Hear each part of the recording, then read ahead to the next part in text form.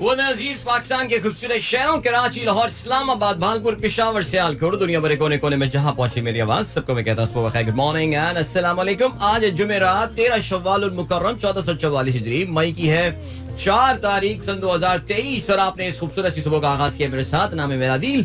Sunrise show में मेरा और आपका साथ हमेशा की तरह सुबह के 9 बजे तक बहुत सारी इन्फॉर्मेशन, बहुत सारी बातें, आपकी पसंद के म्यूजिक, आप लोग के मैसेजेस लेकर अदील एक बार फिर से आपकी खिदमत में हाजिर है। उम्मीद करता हूँ सब खैरियत से होंगे, आप की सुबह का आगाज भी अच्छा हुआ होगा और आप लोगों का वीक भी अच्छा गुजर रहा होगा।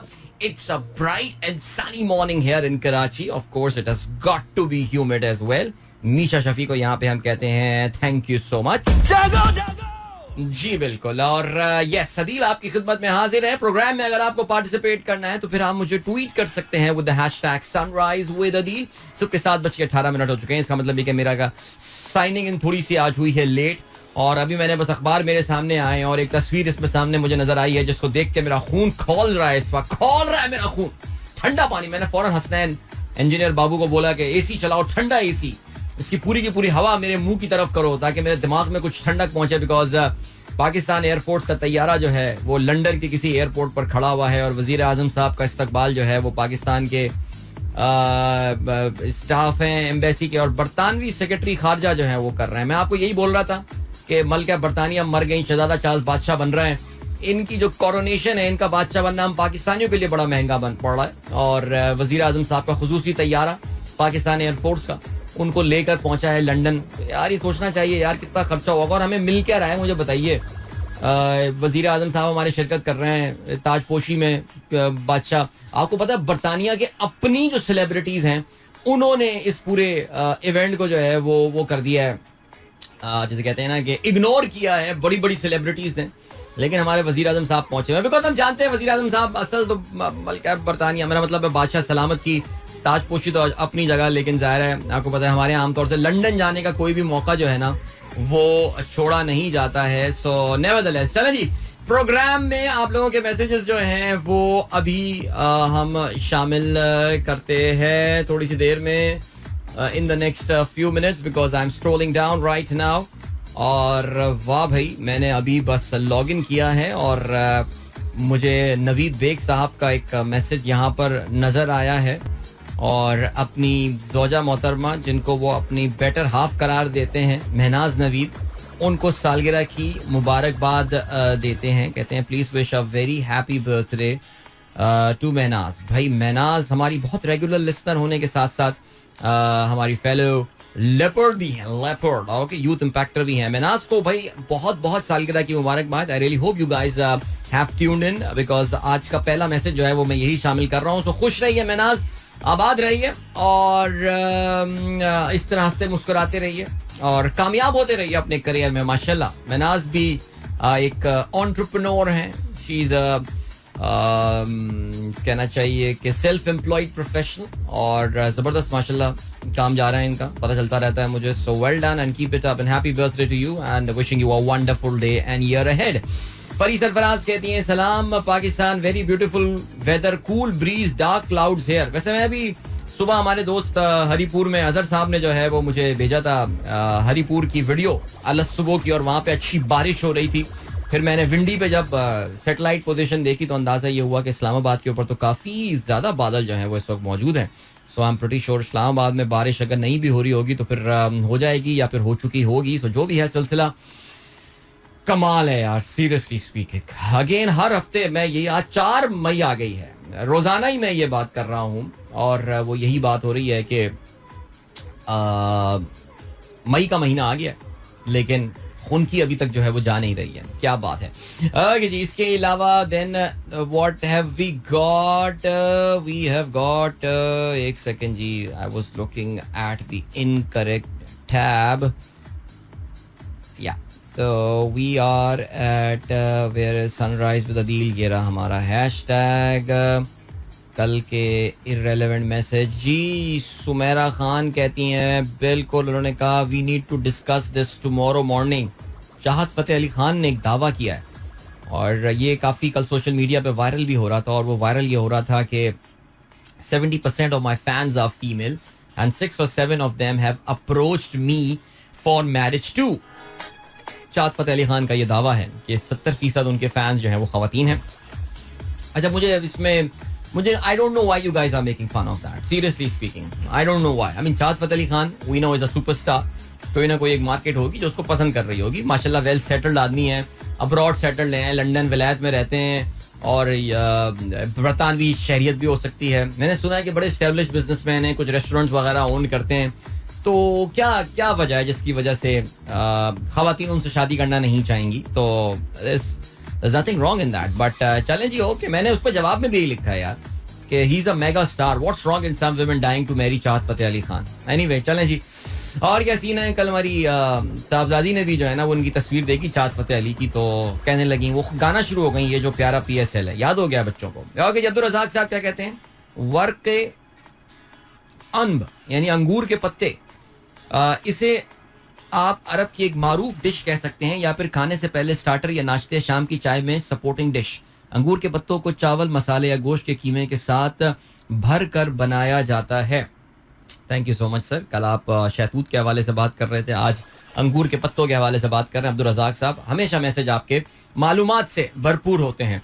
इसके अलावा तहसीन अमजद साहब गुड मॉर्निंग कहते हैं, थैंक यू. जावेद साहब रोजाना एक न्यूज क्लिप शेयर करते हैं और CNN की इन्होंने खबर शेयर की है. Over 130 arrested in anti mafia red across multiple European country. मैं समझा था कि आज आप अमेरिका में इंटरेस्ट रेट के इजाफे के हवाले से बात करेंगे, लेकिन मुझे ऐसा लग रहा है कि आपके मैसेज करने के बाद जो है वो अमेरिका में इंटरेस्ट रेट के इजाफे की जो है वो खबर आई है. लेकिन बहरहाल thank you so much as always Javed साहब.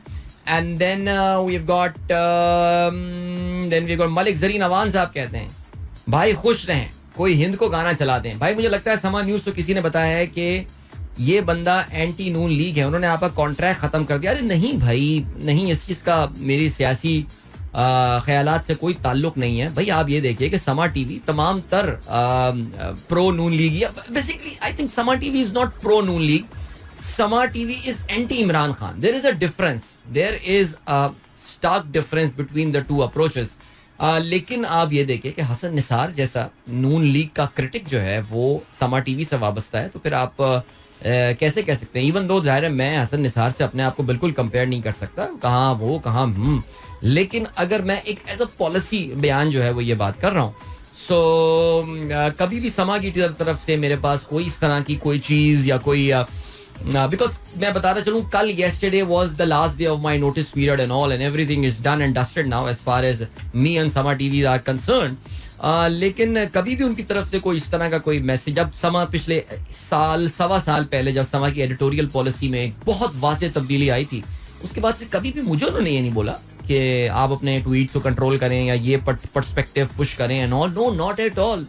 Nothing of that sort ever happened. So मुझे नहीं समझ में आ रहा कि आप लोग क्यों, लोगों का ध्यान इसी तरफ जा रहा है कि यार क्योंकि मेरा रुझान जो है वो एक मखसूस सियासी जमात की तरफ है आजकल, तो इस वजह से ये वजह बनी होगी. नहीं, मेरे ख्याल से मुझे निकालने की वजह, जो मेरा कॉन्ट्रैक्ट टर्मिनेट करने की वजह, मुझे कमर्शियल रीजंस रखती हैं. इसकी मैं इसके तरह मजीद तफसीलात में नहीं जाऊंगा. वकार तनवीर कहते हैं, do you believe that the criticism of turf is mainly out of dishonesty? I am not sure about the percentage but large proportion was definitely misused. Do you think that we can increase production capacity without structural reform? Large turf, देखो यार बात बड़ी simple है. यानी turf 2020-21 का phenomenon था, right? और एक साल बाद ही हम बैठ के जो है वो टर्फ के नुकसानात के ऊपर बैठ के बातें कर रहे हैं कि जी बहुत बड़ी गलती हो गई या ये हो गया या फलाना हो गया. बेसिकली प्रॉब्लम जो आई है वो ये आई है कि टर्फ के जो ज़ाहिर है बहुत बड़े बेनिफिशियरी थे, that was the textile sector of Pakistan. और टेक्सटाइल सेक्टर ऑफ पाकिस्तान को ऑलरेडी ये कहा जाता है कि ये गवर्नमेंट की बेहतरीन पॉलिसीज की ये बड़ी एक लाडला और चहीती इंडस्ट्री है जिसको बहुत ज़्यादा बेनिफिट्स पहुंचाए जाते हैं. और टर्फ पे सोने पे सुहागा हो गया कि उसी इंडस्ट्री को जो है वो बेनिफिट जो है वो पहुंचा दिया गया. तो फिर क्या करना चाहिए था? दूसरा सवाल ये भी पैदा होता है, if a large percentage of turf was definitely misused, so what are we going to do with the banks जिनके थ्रू ये टर्फ की डिसबर्समेंट हुई है? स्टेट बैंक ने अपना ऑडिट किया होगा. What does the State Bank audit report say about the misuse of fund that are utilized for TERF? We know about that fact कि टर्फ से यूटिलाइज करके I can tell you about that कि मैं जिस company से वाबस्ता था, they made use of that facility and एक मौके पर जो है जैसे कहते हैं कि एक मौके पर उसने टर्फ से बेनिफिट हासिल किया था and it really help them in paying the employees salary and all at one point in time जब एक सीरियस लिक्विडिटी क्रंच आया था at the peak of COVID. So देखो यार, ऊपर ऊपर बातें करना ये तो बड़ा आसान है ना. मैं तो ये बोल दूंगा कि जी ये चीज़ गलत हुई थी, ठीक है जी. अब वो मुझे याद है रजा बाकर साहब जब आए थे तो हॉट मनी पाकिस्तान में लेकर आए थे.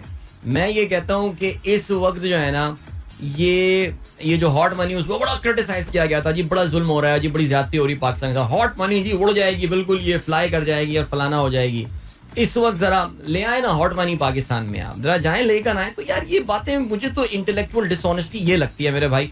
या तो आप मुझे नंबर्स ला के बता दें कि जी टर्फ यहाँ हुकूमत ने उस दिन बयान दे दिया जी $4 अरब जो है अपने पसंदीदा लोगों में बांट दिए गए. अच्छा लाइए जी, लाएं जरा ला के where are your cases and where are those staff and all, जरा प्लीज बताइए हमको. नहीं, कुछ भी नहीं है इस तरह की, बस बातें करा लें. ओके जी, और क्या है जी. इमाद हक कहते हैं yesterday you were talking about mulberry. Our school used to have mulberry trees with lots of fruits in season. Very good यार, जबरदस्त.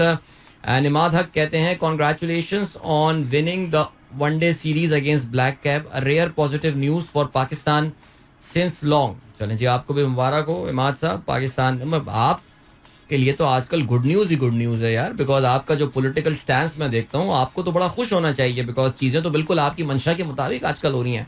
आपको गुड न्यूज़ की तो माशाल्लाह हर तरफ आपकी तरफ से तो गुड न्यूज़. आप तो आंखें खोलते होंगे बाहर जब खिड़की से झांकते होंगे तो आपको तो गुड न्यूज़ नजर आ रही है हर जगह यार, माशाल्लाह. आप समझ रहे होंगे मैं क्या कह रहा हूँ.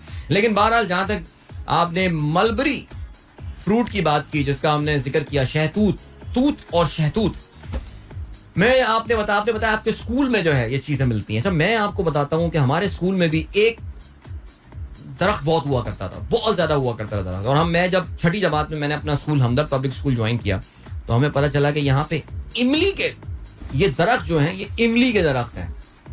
और इमली के दरख्त, अरे यार मुंह में खटास वाला इस वक्त वो आ गया, कहते हैं ना कि मुंह में पानी भर गया इस वक्त मेरे. उसका जो कच्चा पौधा होता है उसे कहते हैं कटारे. तो मैंने देखा बच्चे कि जो मुझसे 1 साल पहले, बिकॉज मेरे से 1 साल पहले ही वो स्कूल बना था, मेरे आने से पहले 1 साल पहले स्कूल बना था. मैंने देखा कि वहां पे बच्चे जो हैं वो कच्ची इमली जो है ना, कटारे, वो तोड़ के खा रहे हैं. यार मैंने वो शायद 1 या 2 दफा ही जिंदगी में ट्राई किया हो गया ना sir. No man, this is too, ये बहुत खट्टा है, दिस इज टू खट्टा too my comfort. Like Katare जबरदस्त. फिर मैंने गानों की शायरी में सुनी ये वाला लफ्ज, लेकिन खैर क्या बात याद दिला दी यार. चलें जी, ग्रेट. और क्या सीन है. And then we have got SN Yunus साहब कहते हैं ड्रोन वॉर गेटिंग डेंजरस. बिल्कुल जी, आज इसके हवाले से हम बात करेंगे. आपको पता चला होगा कि भाई ये तो क्रेमलिन में, ये जहां पे व्लादिमीर पुतिन साहब की रिहाइश गाह है, वहां पे एक ड्रोन हमला हुआ है. एक सीसीटीवी फुटेज जो है वो रिलीज की गई है.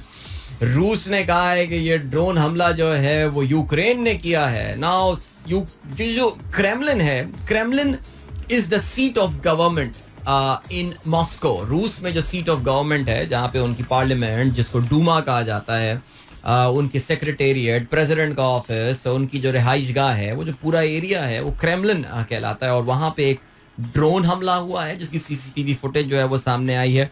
रूस hasn't really spent a lot of time in saying that this drone attack was done by Ukraine. Ukraine के सदर वोलोदिमीर ज़ेलेंस्की का ये कहना है कि हमारा इससे जो है कोई ताल्लुक नहीं है. We haven't done this. हम जो है वो सिर्फ अपनी टेरिटरी में जंग लड़ते हैं, जबकि ये भी खैर झूठ है. लेकिन फिर भी ये 450 किलोमीटर दूर है मॉस्को की सरहद से. तो अगर यूक्रेन ने 450 किलोमीटर अंदर तक जो है वो अपना ड्रोन भेज दिया है तो रूस के लिए तो ये परेशानी की बात है. लेकिन रूस जिस तरह खुल के इस वाकये के होने के कुछ मिनट और घंटों बाद ही इसको अपने ऑफिशियल चैनल पे इस खबर को रिलीज कर रहा था और इसके हवाले से बात कर रहा था और तबसरे कर रहा था, तो it appears that Russia could be using this particular news to escalate things in Ukraine. बहरहाल ये अभी सिचुएशन है, इट्स अ डेवलपिंग सिचुएशन. सुनने में आ रहा है कि आज अलग सुबह जो है वो यूक्रेन पे फिर धमाकों की आवाज़ें जो हैं वो सुनी गई हैं. सो लेट्स सी क्या होता है. अभी हमें बढ़ना है ब्रेक की जानिब. सर्वर चाचू का मैसेज आया है, वर्क के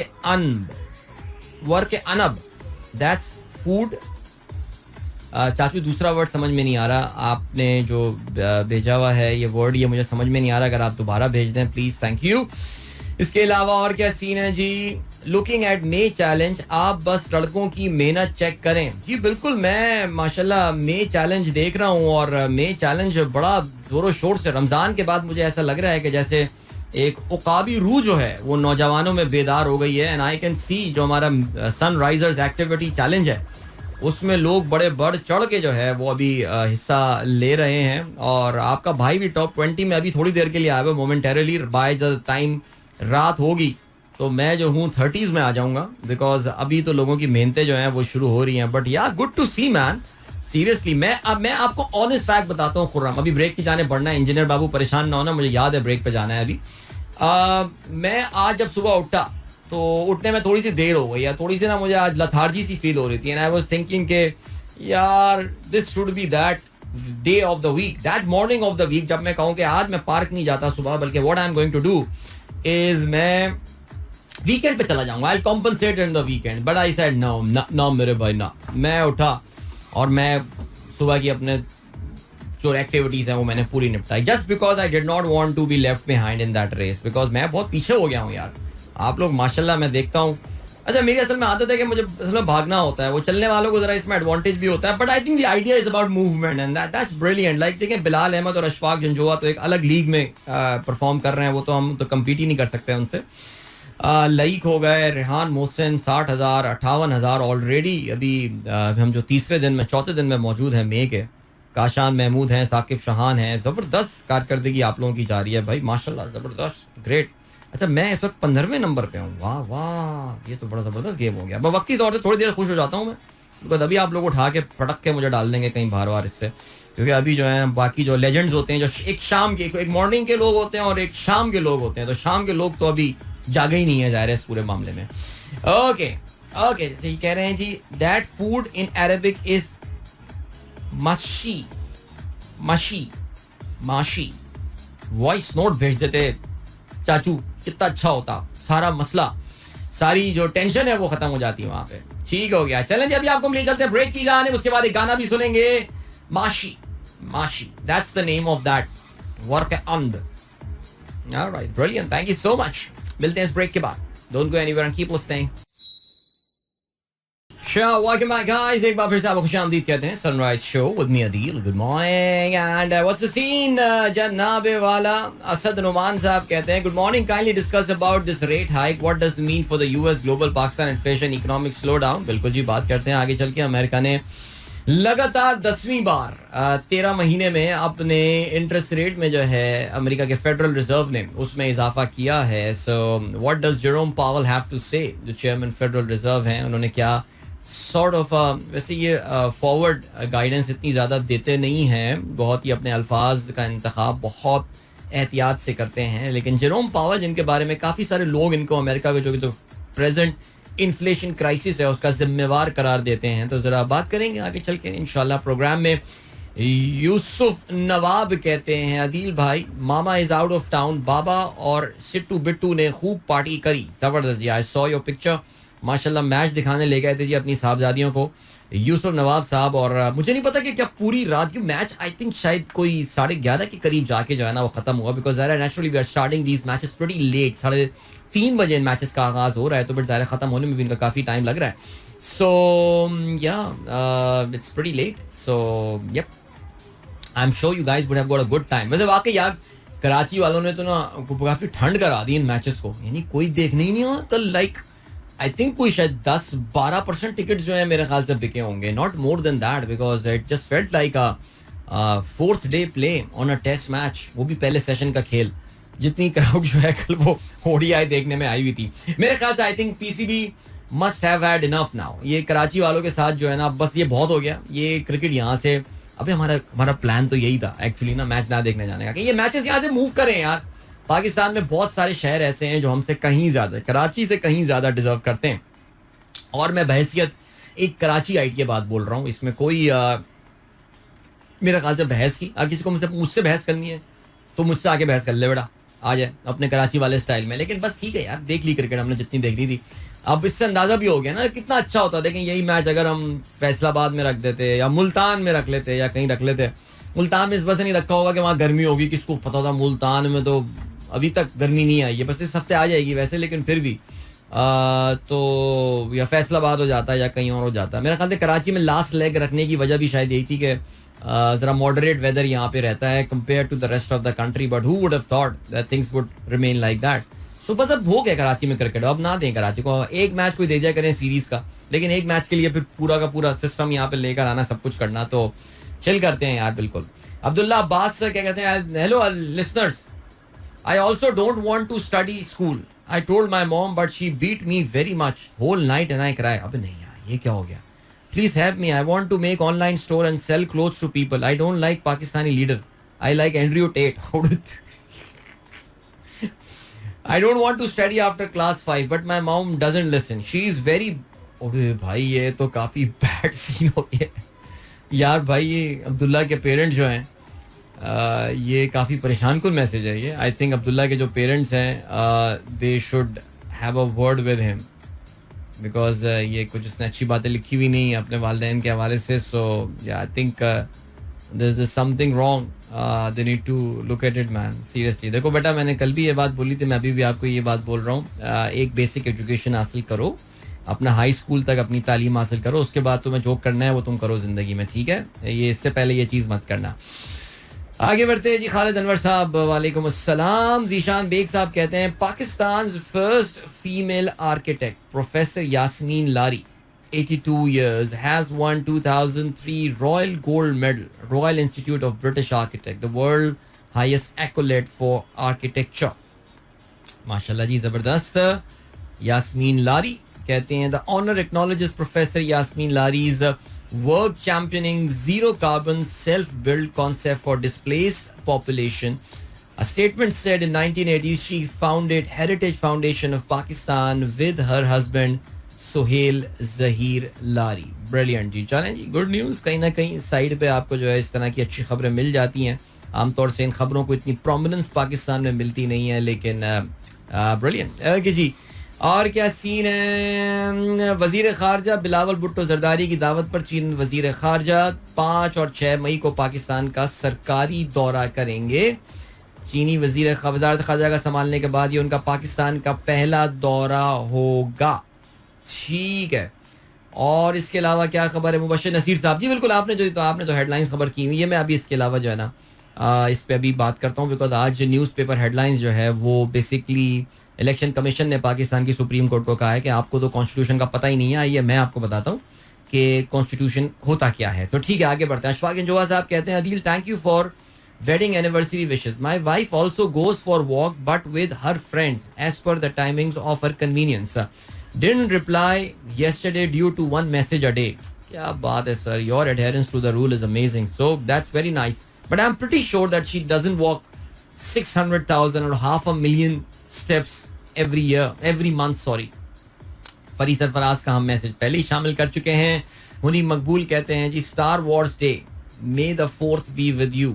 All right, good luck man. Imama Moin कहती हैं Pakistan won against New Zealand and won the series. Kudos. All right, kudos to you. आपको पता है कि एक और बड़ा लैंडमार्क जो है वो पाकिस्तान का इंतजार कर रहा है, बिकॉज हमने कल भी ये जिक्र किया था कि अगर पाकिस्तान जो है ये सीरीज जीतने में कामयाब हो जाता है 5-0, तो Pakistan would become the number 1 ODI team in the world. तो हमारे जो फ़खर जमान साहब हैं वो तो रिकॉर्ड टेरिटरी में कल दाखिल नहीं हो पाए, लेकिन कोई बात नहीं, अभी पाकिस्तान टीम के लिए जो एक बड़ा एक मौका है नंबर 1 टीम बनने का, that is still out there. Alright, चलें जी, ग्रेट। और क्या सीन है? अभी यहाँ पर हम रुकते हैं बिकॉज एक कमर्शियल ब्रेक का हुआ है वक्त, इसके बाद एक गाना भी सुनते हैं और फिर वापस आके आज के खबरों में शामिल आम खबरों पर नजर डालते हैं। So don't go anywhere and keep listening. Alright, I always wonder why this song finds the way in our playlist, लेकिन यकीन जाने जब भी होता है मैं इस गाने को जरूर चलाता हूँ। एक तो एक ही गाना बड़ा कमाल है ये, और आतिफ ने छा गया इस गाने में, but the thing is that this is from an Indian movie and no, the Indian songs are still not allowed. I know, मुझे अंदाजा है कुछ चैनल्स हैं जो कि खुल्लम खुल्ला इस पाबंदी की जो है वो वायलेशन करते हैं.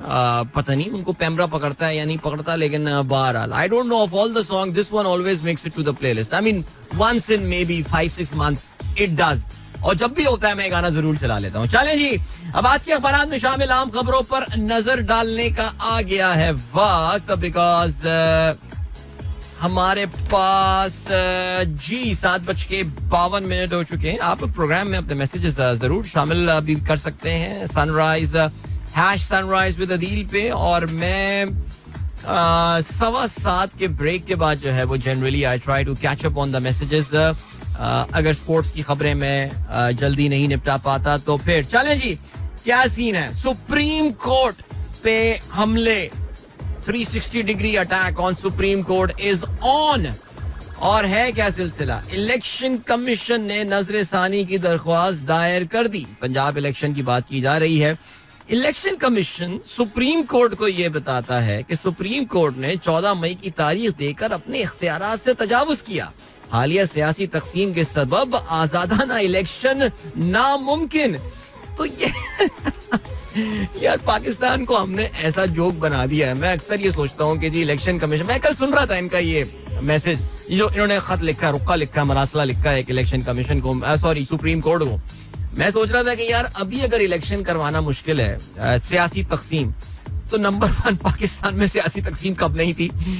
इलेक्शन तो लड़ती सियासी पार्टियां जिनमें आपस में सियासी तकसीम होती है. और ये क्या गारंटी है कि अक्टूबर में जब हमें एक यूटोपियन वर्ल्ड का एक मंजर पेश किया जाता है कि पाकिस्तान में दहशतगर्दी भी नहीं होगी, माशी मसले भी नहीं होंगे, हुकूमत के कॉफर्स में पैसे भी होंगे, और सियासी ना तकसीमी जो या सियासी तकसीम जो है वो भी खत्म हो जाएगी कि हम अक्टूबर में इलेक्शन करवा सकते हैं. यानी मजाक बनाया हुआ है इस मुल्क का कसम से. क्या कहता है जी इलेक्शन कमीशन. इंतखाबात कराना इलेक्शन कमीशन का इख्तियार है. सुप्रीम कोर्ट मुदाखलत नहीं कर सकती. पंजाब में इलेक्शन से कौमी असेंबली के इंतखाबात की शफाफियत पर भी सवाल उठेगा. आईनी इदारा होने के नाते इलेक्शन कमीशन एहतराम का हकदार. आइन अदलिया को एग्जीक्यूटिव इख्तियारात इस्तेमाल करने की इजाजत नहीं देता. 4 अप्रैल का फैसला वापस लें, दरख्वास्त में मौक़िफ. चलें जी आगे बढ़ते हैं. दूसरी खबर क्या है. चीफ जस्टिस को पार्लियामेंट बुलाएं, पूछें रिकॉर्ड क्यों मांगा. शाहिद खाकान अब्बासी आ गए. अच्छा बाय द वे कल अल्हम्दुलिल्लाह शाहिद खाकान अब्बासी का जहाज जो है वो एक बार फिर से सही अपने एयरपोर्ट पर लैंड कर गया है. आगे बढ़ते हैं जी. ये मैं आपको पहले ही बोलता था, ये री इमेजिनिंग पाकिस्तान, ये इसको आपको पता है कि बेचारों से ऑडिटोरियम नहीं भरे जा रहे थे, तो इनको कहाँ पाकिस्तान की जिम्मेदारियां कबूल करवाने की बातें हो रही थी कि जी ये अगला सेटअप है और ये वो. नहीं भाई, आप देखें तो इनके जो सेमिनार्स हो रहे थे उसमें क्या 2-3 लेयर्स ही भरी हुई होती हैं, because people are not interested in listening. Because यार यही लोग, ये ना वो मीर क्या सादा थे, बीमार हुए जिसके सबब उसी अत्तार के लड़के से दवा मांगते हैं. नहीं ये फिक्स करेंगे पाकिस्तान यार. एनीवे आगे बढ़ते हैं जी. 2010 से 2021 तक ऑडिट ना होने पर रजिस्ट्रार सुप्रीम कोर्ट 16 मई को पेश हो, वरना वारंट गिरफ्तारी जारी करूंगा. ये कौन कहते हैं जी. ये कहते हैं ये नूर आलम खान जो हैं, जो कि शायद, जो आपको पता है कि पीटीआई के बागी लीडरान में से हैं ये. अब तो खैर ये इनको पता नहीं टिकट भी कौन देगा इलेक्शन का. रिकॉर्ड देना ऐवान का इख्तियार, फैसला हम करेंगे, साबिक वजीर आजम का ये कहना है. पहले बंदूक आज हथौड़े वाला हमारे सामने है, जावेद लतीफ का ये कहना है.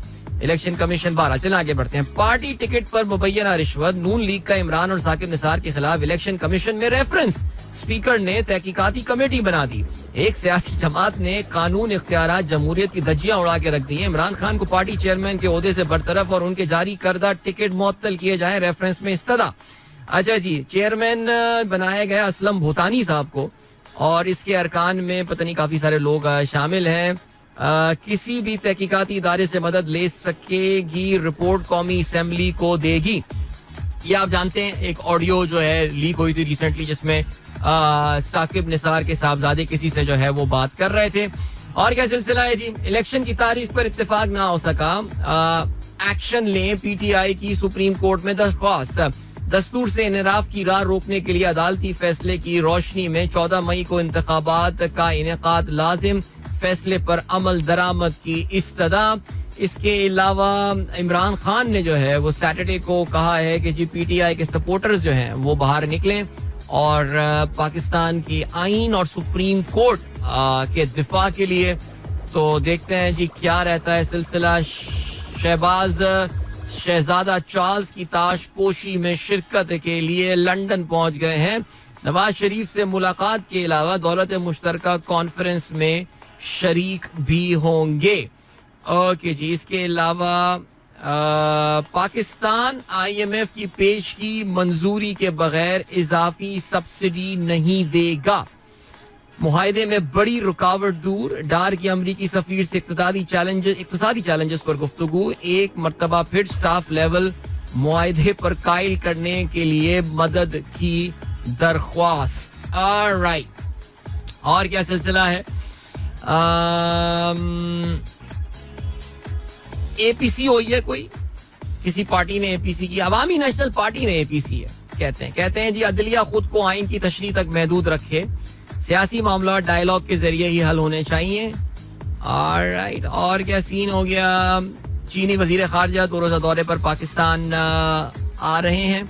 मरियम नवाज क्या कहती हैं? टांग पर दबाव रैली में जाने से नहीं आता, सिर्फ अदालत में पेश होने से आता है. अरे वैसे मरियम ने कल बड़े ताने दिए हैं यार इमरान खान को सेहत के हवाले से.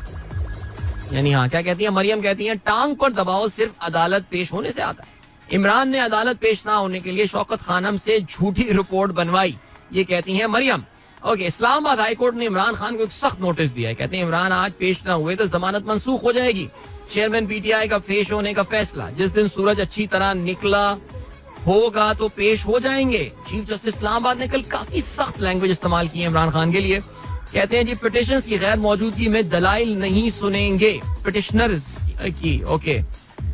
7 मुकदमात में अबूरी जमानत में 1 दिन की तौसी. इमरान को आज एम्बुलेंस में भी आना पड़ा तो आएंगे, वकील का ये कहना है. और क्या खबर है जनाब वाला? सदर अलवी कहते हैं इलेक्शन ना होने का कोई ठोस जवाब नहीं है. नवाज शरीफ ये कहते हैं इमरान चल सके या ना चल सके मुल्क तो चलेगा. यार मुल्क तो सूडान भी चल रहा है मियां साहब, लेकिन मुल्क क्या ऐसे ही चलेगा? सवाल ये पैदा होता है यार. आगे जी. क्या खबर है जी? ईरान से यौमिया 3 crore litre petrol smuggle, senate committee में इंकशाफ. अच्छा, मेरे ख्याल से ये कोई 3 करोड़वीं दफा इंकशाफ हुआ होगा कि ईरान से कितना पेट्रोल पाकिस्तान आ रहा है. ये पाकिस्तान का एक ओपन सीक्रेट है. आप जरा सा लसबेला क्रॉस करके जैसे ही आप बलोचिस्तान में डीप दाखिल होते हैं, आपको वो नीले कलर के ट्रक्स नजर आने शुरू हो जाते हैं. Everybody knows what is happening. लेकिन बहरहाल क्या कहा जा सकता है. चलें जी. चलें अब यहाँ पे हम रुकते हैं बिकॉज टाइम चेक और कमर्शियल ब्रेक का हुआ है वक्त. मिलते हैं आपसे इसके बाद. Don't go anywhere and keep listening. वापस आके हम खेलों के हवाले से बात करेंगे. Alright, that was Farhan Saeed Satya. I think Ramzan के बाद पहली बार चला है ये गाना, काफी दिनों बाद. It's a pretty frequently played in my show, this song. Alright, 8:08 हो चुके हैं. Good morning, ये दोस्तों ने प्रोग्राम अभी ट्यून इन किया है. और क्या सीन है? खेलों के हवाले से बात करते हैं भाई. कॉन्ग्रेचुलेशंस, पाकिस्तान ने न्यूजीलैंड के खिलाफ सीरीज अपने नाम कर ली है. नाकाबिल शिकस्त बरतरी 3-0 की हासिल हो गई है. कल कराची के नीम खाली मैदान में खेले जाने वाले इस मैच में पाकिस्तान ने न्यूजीलैंड को 26 रन से शिकस्त दी.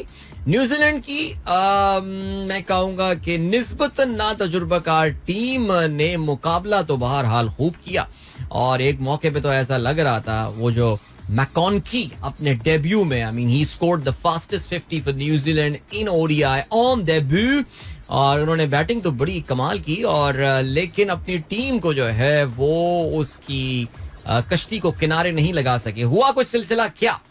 टॉस जो है वो जीता न्यूजीलैंड ने, और न्यूजीलैंड ने टॉस जीत के जो है वो पहले फील्डिंग करने का फैसला किया. अगर आपको याद हो, कल मैं अपने प्रोग्राम में ये बात कर रहा था कि कराची नेशनल स्टेडियम, बल्कि माफ कीजिएगा नेशनल बैंक क्रिकेट स्टेडियम की जो विकेट है वो कुछ अजीब गरीब अब बिहेव करने लगी है. और उसमें अक्सर ऐसा होता है that wicket tends to be on the slower side. और कल कुछ ऐसा ही हुआ. ये wicket wasn't perfect for batting by the way. It was slightly slower a wicket, और जिसका जल्दी आपको अंदाजा हो गया था. और बाउंस भी अनइवन होने के साथ साथ जो है वो बल्लेबाजों को इसके पेस में एडजस्ट करने में प्रॉब्लम हो रही थी. यही वजह थी कि पाकिस्तान का आगाज जो है वो बहुत ही स्लो था. और बहरहाल फखर जमान जो कि रिकॉर्ड जोन में ऑपरेट कर रहे थे, कर सकते थे अगर आज वो सेंचुरी बनाने में कामयाब हो जाते कल, लेकिन ऐसा नहीं हुआ. 19 रन बनाने के बाद जो है वो मैट हेनरी की गेंद पे ब्लैंडल के हाथों कट बिहाइंड हुए. उसके बाद एक अच्छी पार्टनरशिप रही बिटवीन टू फ्रेंड्स, इमाम उल हक एंड बाबर आजम, और ये पार्टनरशिप जो रही ये 108 रन की थी. इमाम उल हक ने 90 रन बनाए, बाबर आजम ने 54 रन बनाए. Abdullah Shafique try to up the ante a bit, एक छक्का जरूर मारा उन्होंने, लेकिन इसके बियॉन्ड कुछ नहीं कर सके. 19 रन उन्होंने बनाए. रिजवान जो कि पहले ये बात बोल चुके हैं कि वो नंबर 5 पर खेलते हुए ज्यादा कंफर्टेबल महसूस नहीं कर रहे थे. वो समझते हैं कि उनका जो नेचुरल पोजीशन खेलने की है वो नंबर 4 है, लेकिन ऐसा नहीं हुआ. कल भी नंबर 5 पे वो खेले. 32 रन उन्होंने बनाए. आगा सलमान ने 29 गेंदों पे 31 रन बनाए. एंड में शादाब ने इम्पिटस दिया और शादाब के ये रन काफी क्रिटिकल साबित हुए पाकिस्तान के लिए. 10 गेंदों पे शादाब ने 21 रन बनाए, जिसमें 2 छक्के और 1 चौका शामिल था.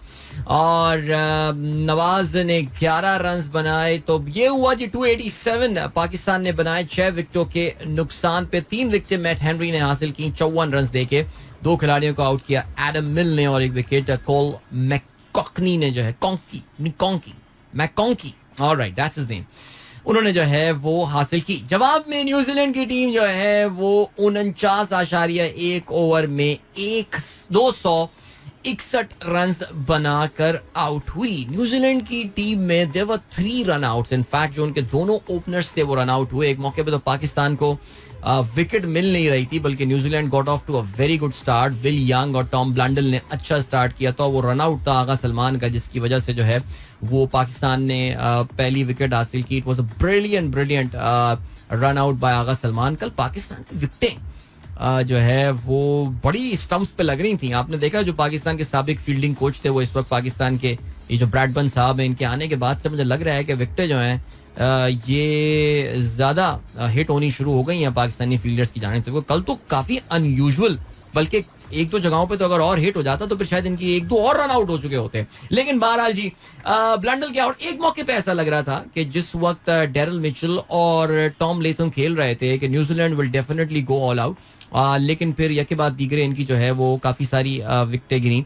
इनफैक्ट जब मैं बल्कि यही कहूंगा कि यार even till the third last over Cole McConkie जब बैटिंग कर रहे थे वो एक तरफ से काफी तेज स्कोरिंग कर रहे थे. 45 गेंदों पे उन्होंने 64 रन बनाए. वो नॉट आउट रहे, लेकिन यार you have to give credit to Naseem Shah, और मानना पड़ेगा आपको कि नसीम शाह जो है यार उनकी बॉलिंग शायद maybe his pace has got, I mean since his debut and all, Naseem का पेस शायद थोड़ा सा कम हो गया हो, लेकिन मुझे ऐसा लगता है कि यार इसको अपनी लाइन और लेंथ पे कंट्रोल बहुत जबरदस्त आ गया. I mean he is been mixing his pace as well. बहुत अच्छा pace, I mean is just showing that experience, यानी खेलने के साथ साथ जिस तरह एक मेच्योरिटी आती जाती है खिलाड़ी के साथ, कुछ उसने वो शो करना शुरू कर दिया. बिकॉज आखिर में जिस तरह डेथ ओवर्स में ऐसे मौके पे जिस वक्त प्रेशर वो ऑन हिम और मैकॉन्की जो है वो भी शाहीन को टारगेट कर रहे थे, उस वक्त आके जो है वो नसीम ने कुछ ब्रेकें लगाई. और जाहिर है ऐसे मौके पे जब रन रेट जो है वो 12-13 से बढ़ के 16-17-18 पे चले जाए तो विकेटें खुद ब खुद गिरना जो है वो जनरली शुरू हो जाती है. तो वेल डन टू नसीम. 2 विकेटें उन्होंने हासिल की 42 रन देके. 2 विकेटें हासिल की 53 रन देके शाहीन शाह अफरीदी ने भी, और 2 खिलाड़ियों को मोहम्मद वसीम ने भी आउट किया. 1 विकेट आगा सलमान को मिली. कल पाकिस्तान को नुकसान ये उठाना पड़ा कि मोहम्मद नवाज जो है वो इंजर्ड हो गए हैं. अब वो बाकी मैचेस में अवेलेबल होंगे या नहीं मुश्किल लग रहा है. तो उनकी जगह क्या टीम में मौका दिया जाएगा, टीम में किसी को 2 मैचेस के लिए नहीं किया सकता. कल पता नहीं somehow I don't know I was missing Imad Wasim a lot. Imad Wasim इस तरह की विकेटों पे बड़े खतरनाक साबित होते हैं जहां बॉल थोड़ी सी ग्रिप कर रही होती है, थोड़ी सी लो रह रही होती है, स्लो आती है. This is that perfect kind of wicket जो कि इमाद को चाहिए होती है अपने बॉलिंग को यूटिलाइज करने के लिए. बहरहाल जी as far as the match is concerned, man of the match का अवार्ड मिला इमाम उल हक को for his 90 run. Unfortunately for him could not score the 100. Pakistan ने 3-0 की बढ़तरी हासिल कर ली है.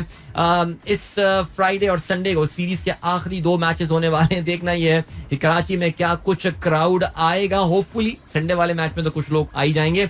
अब जल्दी से हम कुछ बात करते हैं फुटबॉल के हवाले से. Manchester City is back on the top of the table. कल एक कॉम्प्रिहेंसिव विक्ट्री उन्होंने हासिल की against struggling side West Ham United. As expected 3-0 से कामयाबी हासिल की आके, और हॉलैंड ने जो है वो 70वें मिनट पे गोल स्कोर किया.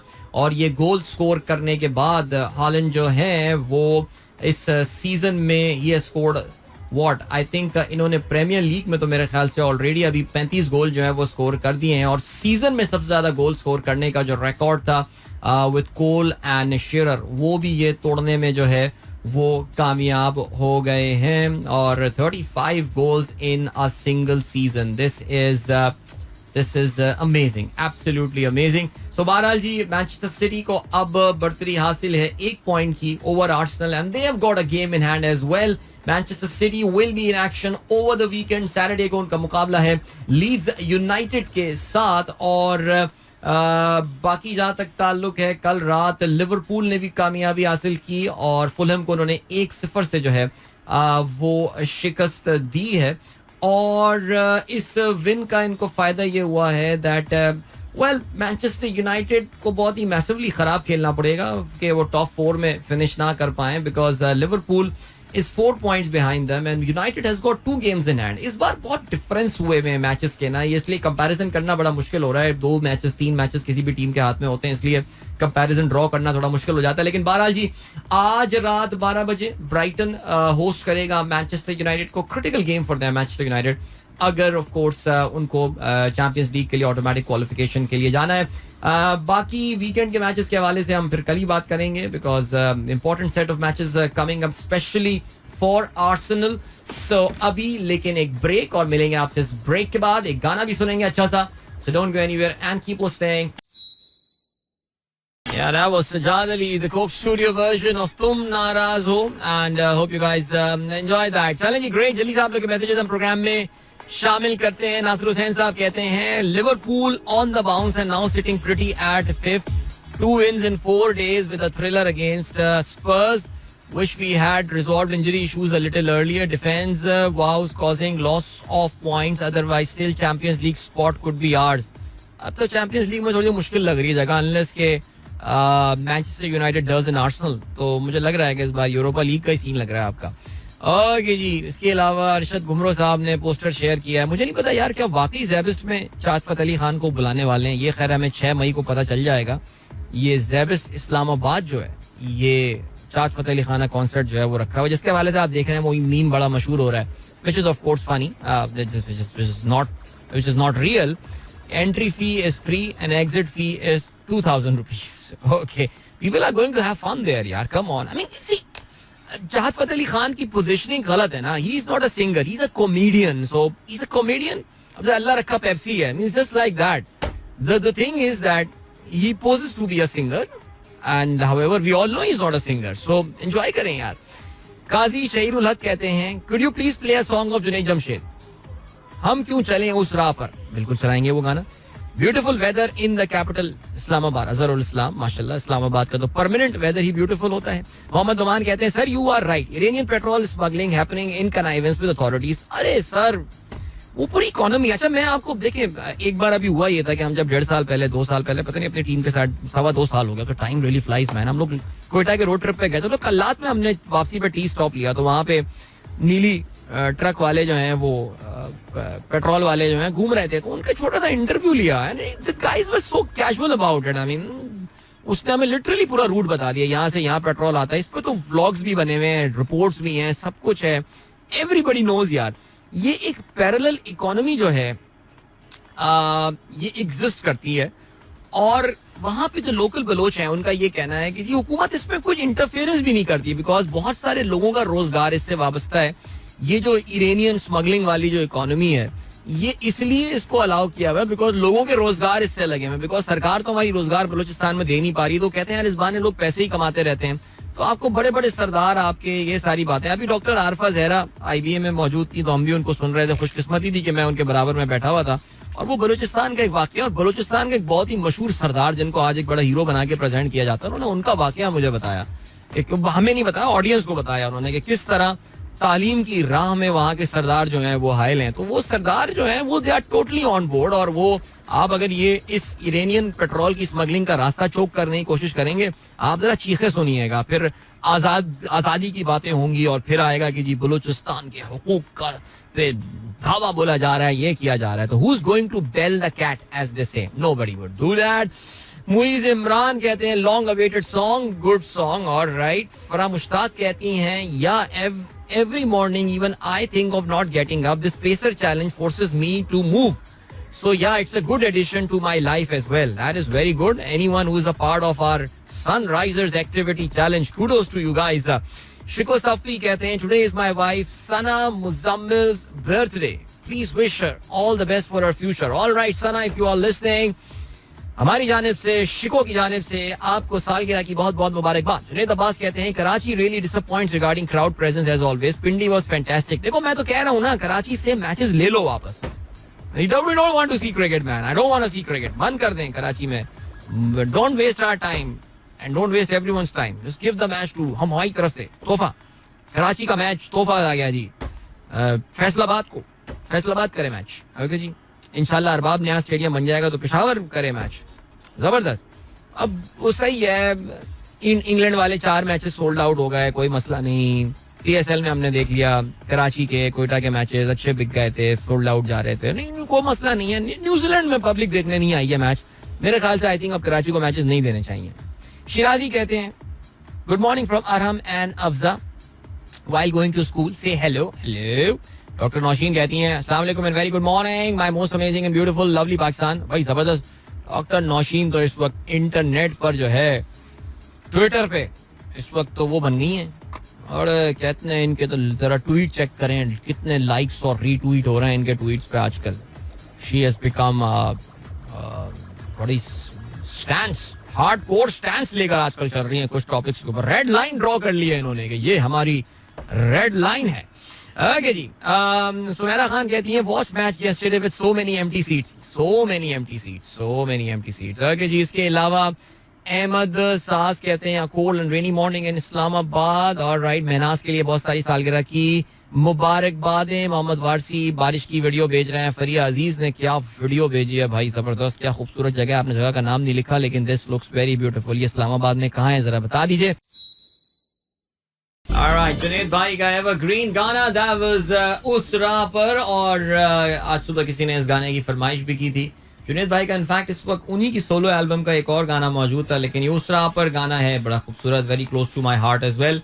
जुनैद भाई से जब मुलाकात हुई थी जिस वक्त वो अपनी ट्रांसफॉर्मेशन से गुजर रहे थे, तो उस वक्त इस गाने के हवाले से IBA में बड़ी तफसील से बात हुई थी, बिकॉज उस वक्त वो अपनी तबलीग के सिलसिले में आया करते थे वहाँ पे, जिस वक्त as I said total transformation नहीं हुई थी. और उन्हीं दिनों उनकी एल्बम जो है ये रिलीज भी हुई थी. सो बहरहाल गुड ओल्ड डेज. अल्लाह ताला मग़फ़िरत फरमाए, दर्जात बुलंद फरमाए जुनैद भाई के.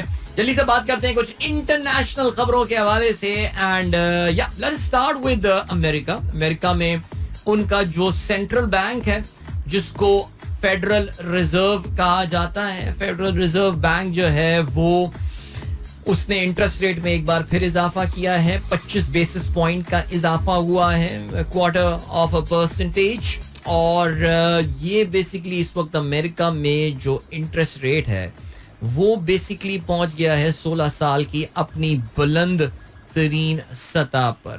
पिछले साल मार्च के महीने से अमेरिका का फेडरल रिजर्व जो उनका सेंट्रल बैंक है उसने अपने इंटरेस्ट रेट्स में इजाफे का सिलसिला शुरू किया था, जिस वक्त उनको ये अंदाज़ा होना शुरू हो गया था कि इन्फ्लेशन की एक बड़ी खौफनाक वेव और लहर जो है वो आने वाली है. उस ज़माने में इंटरेस्ट रेट मार्च 2022 में तकरीबन 0% के करीब था और अब बढ़ते बढ़ते जो है वो तकरीबन 5.25 हो गया है. अमेरिका के फेडरल रिजर्व के चेयरमैन जो हैं जेरोम पाल, अमेरिका में जो फेडरल रिजर्व का चेयरमैन होता है वो बड़ा पावरफुल आदमी होता है और हमेशा मैं उसके हवाले से ये बात करता हूँ और जिक्र मैं जरूर करता हूँ कि कहा यह जाता है कि अमरीकी सदर के बाद अगर अमेरिका में कोई ताकतवर तरीन शख्स है तो वो फेडरल रिजर्व का चेयरमैन ही होता है. उसके पास इतनी ज्यादा पावर होती है और सीन ये है कि बिकॉज उसके जो डिसीजंस होते हैं they have a significant impact on the American economy and we know that America is the biggest economy in the world, is a very open economy. इसका पूरी दुनिया में बड़ा इम्पैक्ट होता है.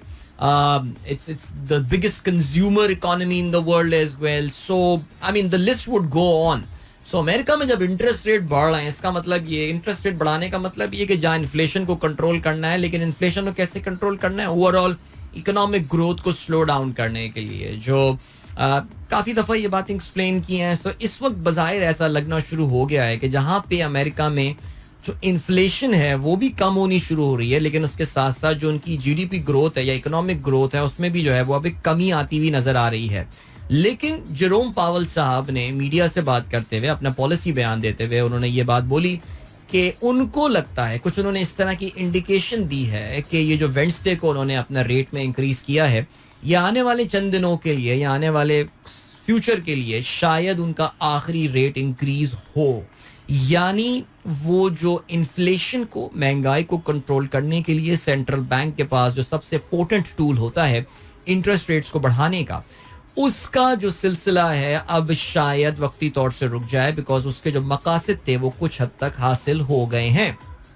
महंगाई अमेरिका में ज़ाहिर बढ़ी हुई है इस वक्त, एक बहुत बड़ा फैक्टर वहां पर है. और इस महंगाई के पीछे जो अफराते ज़र है, इसके पीछे जो बात की जाती है, उसकी वजह जो बताई जाती है वो यही है कि कोविड और कोविड के लॉकडाउन के दौरान और उसके बाद जिस तरह अमेरिका में मनी को डिस्ट्रीब्यूट किया गया अमेरिकन गवर्नमेंट की जानिब से, चाहे वो ट्रंप की गवर्नमेंट हो या बाइडन की गवर्नमेंट हो, जिस तरह लोगों को फ्री मनी डिस्ट्रीब्यूट की गई, people had so much money in their pockets that they went out there and they started spending. और जाहिर है ये एक रेसिपी होती है इन्फ्लेशन के बढ़ने के हवाले से. जितना आप पैसा तकसीम करते हैं, एक्सपेंशनरी आप पॉलिसी लेकर आते हैं. सो बहरहाल ये तो इनके अब हो गया. अब इससे इनका इंटरेस्ट रेट में इजाफा होगा. अमेरिका में जब इंटरेस्ट रेट में इजाफा होता है तो जाहिर है इस वक्त अमेरिका ये दुनिया के लिए जो है ना, ये कोई इतनी अच्छी खबर होती नहीं है, बिकॉज दुनिया भर की जो फंड्स होती हैं, इन्वेस्टमेंट्स होती हैं, वो अमेरिका का रुख करती हैं, बिकॉज अमेरिका में पैसे इतने अच्छे रिटर्न्स आपको मिलने शुरू हो जाते हैं कि वो लोग कहते हैं यार हम कहाँ इधर उधर रिस्की मार्केट्स में इन्वेस्ट करें, जब अमेरिका में आपको 5.5-6% का रिटर्न मिल रहा है, which is a very high, very America के पॉइंट ऑफ व्यू से a very extraordinarily high interest rate return that you are getting. So बहरहाल उन्होंने अपना ये रेट बढ़ा दिया है और सारे मार्केट्स के लिए उनकी अच्छी खबर नहीं है, but let's see what happens right now. Okay, बाकी जहां तक हमारा पाकिस्तान का ताल्लुक है यार, कल मैं देख रहा था कि कल कुछ टीवी प्रोग्राम में भी इस हवाले से बात हो रही थी. और जाहिर है क्योंकि जैसे जैसे बजट की डेट करीब आती जा रही है, पाकिस्तान का बजट प्रेजेंट करने में तकरीबन 1 महीना रह गया है. कल मैं देख रहा था कि शाहिद खाकान अब्बासी साहब, नहीं माफ कीजिएगा, शाहिद अब्बासी नहीं, मिफ्ता इस्माइल साहब जो है कामी भाई के प्रोग्राम में बैठे हुए थे और वहाँ पे वो बात भी कर रहे थे. जो उसमें बड़ी दिलचस्प बात लगी वो उसमें उन्होंने, कामरान खान ने उनका जो है वो इंट्रो कराते हुए ये बात नहीं बोली कि जी इनका ताल्लुक नून लीग से है. मेरा ख्याल से मतलब साबिक पाकिस्तान के वजीर खजाना बोला था. तो उसमें भी वो यही कह रहे थे कि जी बजट बनना है और जाहिर है ये एक सख्त बजट आने वाला है. आमतौर से हुकूमतें जो कोशिश करती हैं, उनके जो अरमान होते हैं वो ये कि इलेक्शन से पहले एक बहुत ही प्यारा सा, सोना सा, प्यारा सा एक्सपेंशनरी बजट दिया जाए, लोगों में बांटी जाएं चीजें, कम की जाएं, टैक्स में ब्रेक्स दिए जाएं. लास्ट टाइम अगर आपको याद हो, मिफ्ता इस्माइल जब 2018 के इलेक्शन से पहले, आपको याद है वो तनख्वाहदार तबके का टैक्स आधा करके चले गए थे यार.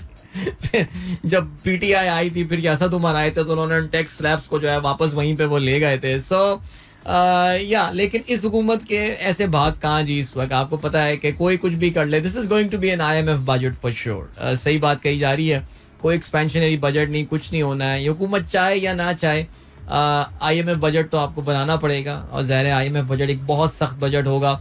यही वजूहात हैं कि ये हुकूमत जो है इलेक्शन का सोच के इनकी टांगे कांपना शुरू हो जाती हैं और इनका डर जो है वो इनके चेहरों पे आया हो जाता है कि आवाम के पास क्या हम लेकर जाएंगे जब हमें जो 1 महीने बाद एक बहुत सख्त बजट जो है वो प्रेजेंट करना है. तो brace yourself guys, it's going to be a pretty tough one. Let's see what comes about. लेकिन उस 1 महीने से पहले बहुत कुछ पाकिस्तान में होना है. वो कहते हैं ना, बहुत सारा पानी जो है वो अभी बहना है पुल के नीचे से, बिकॉज जाहिर है सुप्रीम कोर्ट का क्या हुलिया होगा, उसका क्या हाल करने वाले हैं. मैंने सुना है जी कल तो राना सनाउल्लाह ने बड़ा क्लियरली ये बात बोल दी है कि जो सज्जाद अली शाह मॉडल है वो एक बार फिर से ट्राई किया जा सकता है. लाइक यार खुदा की कसम, हिम्मत है इन लोगों की यार, कहाँ से इतना कॉन्फिडेंस. खैर हमें पता है कहाँ से इतना कॉन्फिडेंस आता है, लेकिन कमाल है. ही एक्चुअली सेड दैट. यानी मैंने ये देखा है कि जो नून लीग के बहुत सारे लीडरान थे यार, उनमें बाद में ना इन हाइंडसाइट एक पशेमानी होती थी. 1997 में सुप्रीम कोर्ट पे हमला करके नून लीग ने जो किया था, मुझे याद है तारिक अजीज साहब भी उस हमले में, मशहूर मेजबान तारिक अजीज साहब भी नून लीग के उस वक्त बड़े अहम लीडर थे, वो भी उस हमले में शामिल थे. और एक बार एक खत में किसी ने उनसे इस बात का गिला किया था तो उसमें वो अपनी जस्टिफिकेशन इस तरह देना चाह रहे थे कि नंबर 1 उनको शर्मिंदगी थी इस पूरे मामले में, एंड सेकेंडली वो तस्वीर एक गलत एंगल से ली गई जिसमें लग ये रहा था कि वो हमला आवरों में शामिल थे, इवन तो वो तो लोगों को रोकना चाह रहे थे। यानी कहीं ना कहीं कुछ अच्छे लोगों को पशेमानी जरूर होगी, लेकिन अभी भी they are still looking at that model. तो फिर तो पाकिस्तान का अल्लाह हाफिज ही है। चलें जी, अभी ले चलते हैं आपको ब्रेक की जाने, मिलेंगे इस ब्रेक के बाद। Don't go anywhere and keep listening. ईमानदारी की बात है, मैं when I was playing it, I thought I'm playing the original one, but this is the remix version of Najm Shiraz Aajana. Nevertheless, I hope you guys enjoyed that. There is some nostalgia attached to his voice and this particular song as well too. चलें जी, और ये scene है कि बस programme के इख्तिताम की जानिब हम बढ़ रहे हैं, लेकिन जाने से पहले जरा बात कर लेते हैं रूस के हवाले से। और रूस के हवाले से जो खबर आई है वो ये आई है कि क्रेमलिन पे, यानी which is the seat of the Russian government, जहां पे रशियन पार्लियामेंट है, डूमा, जहां पे व्लादिमीर पुतिन साहब की रिहाइशगाह है, उनका दफ्तर है, वहां पर एक ड्रोन हमला हुआ है। और ये सीसीटीवी फुटेज जो है इसकी रिलीज हुई है कि वो एक डोम है, एक गुम्बद सा बना हुआ है। कहते ये हैं कि जी ये सरकारी रिहाइशगाह है व्लादिमीर पुतिन की, और वहां पे उसके ऊपर एक ड्रोन जा रहा है जिसको शट डाउन किया गया है, उससे आग निकली है और उसका जो है जिसे कहते हैं कि नीचे उसका मलबा जो है वो जाकर गिरा है। और उसके बाद रूस ने थोड़ी देर बाद इसकी फुटेज जो है वो अपने नेशनल टेलीविजन पे रिलीज की, और उनकी जानिब से कहा गया कि ये यूक्रेन की जानिब से हमला किया गया है। यूक्रेन के सदर व्लादिमीर ज़ेलेंस्की ने अपने जो रोजाना का खिताब होता है उसमें उन्होंने आके क्लियरली ये बात बोली कि ये हमला हमारी तरफ से नहीं किया गया है, हम किसी दूसरे मुल्क की टेरिटरी के अंदर हमला नहीं करते, जो कि ज़ाहिर एक झूठ है, लेकिन फिर भी बहरहाल वो ये कहते हैं कि ये हमला हमारी तरफ से नहीं किया गया है। लेकिन अगर ये आर्ग्यूमेंट मान लिया जाए कि ये हमला जो है वो यूक्रेन की जानिब से किया गया है, तो ये तो रूस के लिए बड़ी परेशान कुन बात है कि 450 किलोमीटर उनकी बॉर्डर के अंदर क्रेमलिन में जाके right at the highest security area in रूस, इन मॉस्को, ये इन्होंने एक ड्रोन वहां तक पहुंच जाता है, और ड्रोन वहां तक पहुंचने के बाद जो है उसको फिर शूट डाउन जो है वो किया जाता है, not something which was on its way and stuff. So समझ में नहीं आ रही बात यार, ये हुआ क्या है। लेकिन कहते हैं कि हो सकता है ये रूस के अंदर किसी की शरारत हो सकता है कि ये एक फॉल्स फ्लैग ऑपरेशन भी हो। बहुत सारे यानी अमेरिकन भी ये कह रहे हैं कि जी रूस के इन इल्जामात को जो है वो ज़रा बिल्कुल ऑन द फेस वैल्यू नहीं लिया जाए। फॉल्स फ्लैग ऑपरेशन की बात की जा रही है कि कहीं इसको बहाना बनाकर एक मेजर स्ट्राइक जो है वो लॉन्च की जा सके यहाँ पर, ये कहना है इनका। बट एनीवे जो है सिलसिला वो हमें आने वाले दिनों में पता चलेगा। व्लादिमीर पुतिन साहब इस पे क्या रिएक्शन देते हैं, ये भी एक इम्पोर्टेंट चीज है। सो ठीक हो गया, ओके डन हो गया। और क्या सीन है जनाब, बस ऑयल की प्राइसेस भी मैं अभी देख रहा था, ऑयल की prices are looking very good because इनमें कल में जो है वो 5% की कमी जो है वो 5% की कमी जो है वो ऑयल प्राइसेस में देखने में आई है। और जाहिर है ये 5% की कमी जो ऑयल प्राइसेस में देखने में आई है, it has got to do with the American economy and the overall world economy. उनके स्लो डाउन आप जानते हैं कि जी ओपेक की जानिब से पिछले महीने एक मैसिव रिडक्शन का ऐलान किया गया था, मिलियन बैरल पर डे, जिसके बाद जो है वो ऑयल प्राइसेस में इजाफा हुआ था, वो अपने कुछ महीने की बुलंद तरीन सतह पर जो है वो पहुंच गई थी। लेकिन फिर उसके बाद एक बार फिर से ऑयल की प्राइसेस आहिस्ता आहिस्ता कम होनी शुरू हुई हैं। पाकिस्तानी आवाम को जो है फिलहाल इसका कोई खास बेनिफिट जो है वो नहीं मिल पा रहा है। पिछली दफा भी हुकूमत ने पेट्रोल की प्राइस में तो बिल्कुल नॉर्मल रखी थी, डीजल की प्राइस में थोड़ी बहुत कमी कर दी थी, लेकिन फिर भी I think for a country like Pakistan उसके लिए दिस इज गुड न्यूज। हमने पिछले महीने करंट अकाउंट सरप्लस पोस्ट किया, इस महीने कहते हैं एक और बड़ा करंट अकाउंट सरप्लस हम पोस्ट करेंगे। इवन दो ये नंबर्स मेड अप नंबर्स हैं इन द सेंस के इंपोर्ट को कंप्रेस करके, इंपोर्ट्स को दबा के उनको बिल्कुल, IMF कहते हैं बड़ा नाराज है इस बात के ऊपर कि यार ये क्या आपने तीर मार लिया अगर आप ये करंट अकाउंट सरप्लस जो है अपना दिखा रहे हैं अपनी इंपोर्ट्स को कम करके। लेकिन फिर भी अगर ये इंटरनेशनल ऑयल प्राइसेस कम हो रही हैं तो पाकिस्तान के लिए करंट अकाउंट के हवाले से ये एक और अच्छी खबर है। बहरहाल ये थी अब तक की अपडेट्स। वक्त आ गया आप लोगों से इजाजत लीजिए, अपना बहुत बहुत ख्याल रखिएगा। इंशाल्लाह मेरी आप लोगों से मुलाकात कल सुबह एक बार फिर होगी। Till then goodbye, God bless, अल्लाह हाफिज एंड पाकिस्तान जिंदाबाद। This is Mira FM 107.4.